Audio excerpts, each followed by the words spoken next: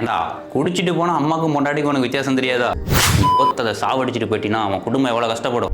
நீ நியூஸில் பார்த்த ரேப் கேஸ் மட்டும் தான் நடந்துட்டு இருக்குன்னு நினச்சிட்டு இருக்க. உன்னோட இன்ஸ்டாகிராமில் சர்ச் டேபில் போய் ரேப்னு சர்ச் பண்ணி 2 போஸ்ட் லைக் பண்ணி பாரு. அதுக்கப்புறமேட்டு உன் டைம் லைனில் ஒரு எத்தனை ரேப் கேஸ் ரெஜிஸ்டர் ஆகும் தினம் நடந்துட்டு இருக்குன்னு உனக்கு தெரியும். பல வருஷத்துக்கு முன்னாடி நடந்துச்சு, அப்பயும் ஜஸ்டிஸ்னு ஹேஷ்டேக் போட்டோம். சில மாதத்துக்கு முன்னாடி நடந்துச்சு, அப்பயும் ஜஸ்டிஸ்னு போட்டோம். சில நாட்களுக்கு முன்னாடி நடந்துச்சு, அப்பயும் ஜஸ்டிஸ்னு போட்டோம். நாளைக்கு உங்கள் வீட்டில் நடக்கும், அதுக்கு நான் ஜஸ்டிஸ்னு போடுவேன். எங்கள் வீட்டில் நடக்கும், அப்போ நீ ஜஸ்டிஸ்னு போடுவேன். தினைக்கு இது நடந்துகிட்டே தான் இருக்குது. கடைசி வரைக்கும் ஜஸ்டிஸ்னு போட்டுகிட்டே தான் இருக்க போகிறோமா? இதெல்லாம் ஏன் நடக்குது? ஓ, ட்ரெஸ் ரிவீலிங்காக போட்டிருப்பாங்க அதானே. அப்போ முஸ்லீம் பொண்ணுக்குலாம் புர்கா போட்டிருக்காங்க, அவங்க நடந்துருக்கூடாதுல. ஆனால் அவங்களுக்கு நடந்திருக்கு. சரி, நைட்டு வெளில போகிறாங்க, அதெல்லாம் நடந்திருக்குமோ? இல்லையே, காலையில் நடந்திருக்கு, மதியானம் நடந்திருக்கு, சாயந்தரம் நடந்திருக்கு. நம்ம நாட்டில் மட்டும் தான் நடந்துட்டு இருக்குது. நம்ம நாடு சேஃப் இல்லை அப்படின்னு நினைக்கிறீங்க? உலகத்தில் இருக்க நிறைய நாட்டில் தினம் இது நடந்துட்டு தான் இருக்குது. சரி, இப்படிலாம் பண்ணுறதுக்கு என்னதாண்டா காரணம்னு சொல்லி தெரிஞ்சுக்கலான்ட்டு கூகுளில் போய் ChatGPT கேட்டா மென்டாலிட்டி தான் பிரச்சனைன்னு சொல்லுது. தனியாக ஒருத்தர் ரேப் பண்ணுறான், அவனுக்கு மென்டாலிட்டி பிரச்சனை இருக்கலாம். கேங்காக 7 பேர் ரேப் பண்ணுறானுங்க. 7 பேர் இதே மென்டாலிட்டியோட இருப்பானுங்க.